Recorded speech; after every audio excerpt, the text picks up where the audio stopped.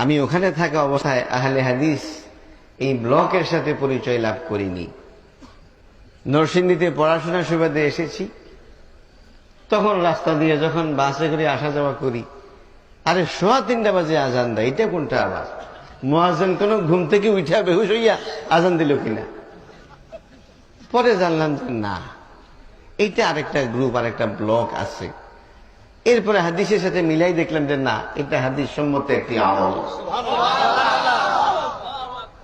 কোরআন এবং সুন্নাহ সম্মত কোন আমল যদি আমার আপনার সামনে আসে, ওইটা যে ব্যক্তি সর্বান্তকরণে মেনে নেয় সেই হলো মুসলমান। সুবহানাল্লাহ বললেন না?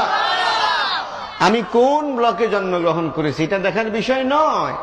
অনেকে আহলে হাদিস ব্লকে জন্মগ্রহণ করেছে, কিন্তু কোরআন হাদিসের কথা সামনে আসলে এমন এমন করে। জন্মে কাজ হবে? জন্মে কাজ হবে? জান্নাত তৈরি করা হয়েছে মুত্তাকিদের জন্য, কি বলেন ঠিক কিনা?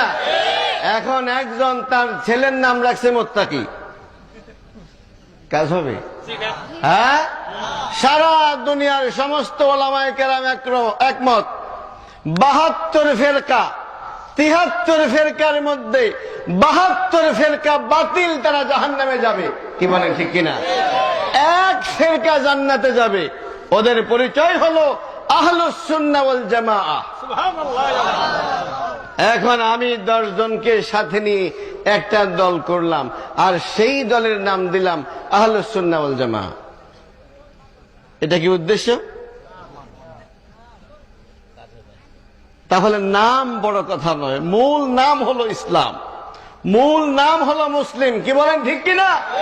আর গুণ হলো, সাহাবায়ে কেরাম আজমাইন প্রশ্ন করেছেন, ইয়া রাসূলুল্লাহ সাল্লাল্লাহু আলাইহি ওয়াসাল্লাম, 73 ফেরকার মধ্যে এক ফেরকা জান্নাতে যাবে, ওরা কারা?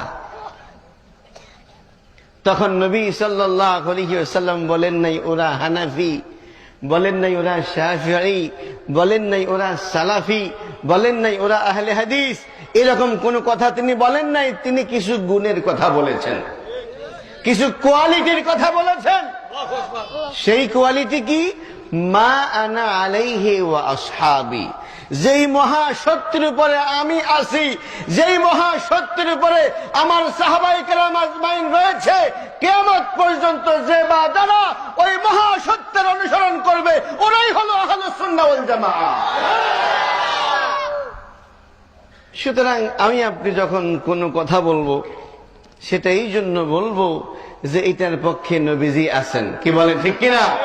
আমরা কোন একটি বক্তব্য তখন দেব, কোন একটি বক্তব্য তখন গ্রহণ করব যখন দেখবো এটার পক্ষে বিশ্বনবী সাহাবীরা আছে, কি বলেন ঠিক কিনা? নবী নাই, সাহাবীরা নাই, আমরা নাই। নবী আছে, সাহাবী আছে, আমরা আছি। কিয়ামত পর্যন্ত যে বা যারা যেই গোত্রে জন্মগ্রহণ করেছে, যেই বর্ণে যেই ভাষার হোক না কেন, এই গুণে গুণান্বিত যারা, তারা সোজা আল্লাহর জান্নাতে প্রবেশ করবে। কোরআন এবং সুন্নাহর দাবি আসার পরে তনমন করলে কাজ হবে না, কি বলেন ঠিক কিনা? নবী ইব্রাহিম আলাইহিস সালাতু ওয়াস সালামের কিছু পরিচয়, কিছু গুণ আল্লাহ তাআলা কোরআনুল কারীমের মধ্যে উল্লেখ করেছেন। বলছিলাম, নবী ইব্রাহিম একটা দোয়া পড়েছেন। আমাদের হানাফি মাযহাব ব্লকে এটাকে বিছানার দোয়া বলে। কিসের দোয়া? বিছানার দোয়া। বিছানার দোয়া মানে হলো নামাজে যখন শুরু করে আল্লাহু আকবার আগে এটা পড়ে। আমাদের আহলে হাদিসের বাইরে দেখলাম যে এটা পড়ে, নামাজের শুরুতেই পড়ে, তবে আল্লাহু আকবারের পরে, কি বলেন ঠিক কিনা? সেটা কি? সেটা ইব্রাহিম আলাইহিস সালাতু ওয়াস সালাম থেকে আসা। ইন্নী ওয়াজ্জাহতু ওয়াজহিয়া লিল্লাযী ফাতারাস সামাওয়াতি ওয়াল আরদা হানিফাও ওয়া মা আনা মিনাল মুশরিকিন। আপনারা কি আমার সাথে আছেন? সবাই আমার সাথে পড়েন। ইন্নী ওয়াজ্জাহতু ওয়াজহিয়া লিল্লাযী ফাতারাস সামাওয়াতি ওয়াল আরদা হানিফাও ওয়া মা আনা মিনাল মুশরিকিন। হানাফি বলেন আর আহলে হাদিস বলেন, নামাজের শুরুতে এটা আমরা পড়ি সানার জায়গায়, কি বলেন ঠিক কিনা? কিন্তু এটা প্রথম পড়েছে কে? কে পড়েছে?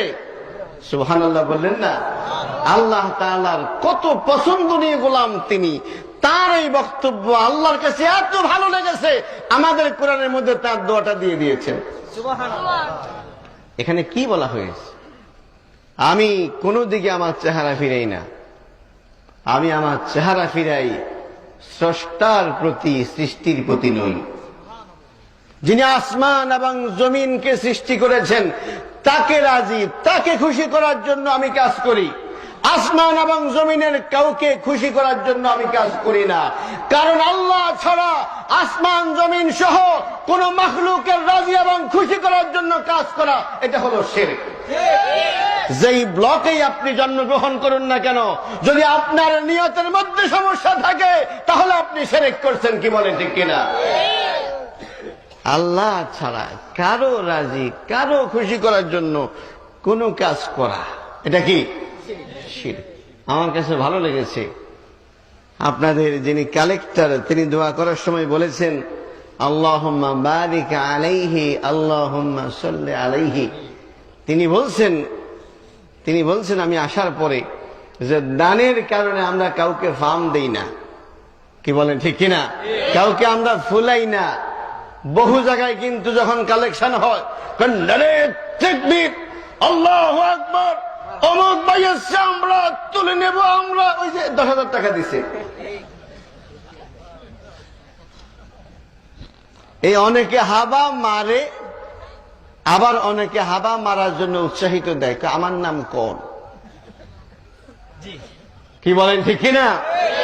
নবী ইব্রাহিম আলাইহিস সালাতু ওয়াস সালামের সুন্নত আঁকড়ে ধরার জন্য আমাদেরকে আদেশ করেছেন কে? আমাদেরকে নির্দেশ করেছেন কে? নবী ইব্রাহিম আলাইহিস সালাতু ওয়াস সালামের সুন্নতের একটি হলো তিনি আল্লাহ ছাড়া আর কারো খুশি করার জন্য কাজ করেন নাই। আজকাল সমাজে এরকম শিল্পপতি পাওয়া যায়, বিশিষ্ট সমাজ সেবক পাওয়া যায়, বিশিষ্ট দাতা এবং দানবীর পাওয়া যায়। তিনি বলেন আমি তোমার প্রতিষ্ঠানে যাব, তোমার মাহফিলে যাব, আমি সংবর্ধিত হতে চাই, আমাকে তোমরা সংবর্ধনা দিবা, যত টাকা লাগে আমি দেব।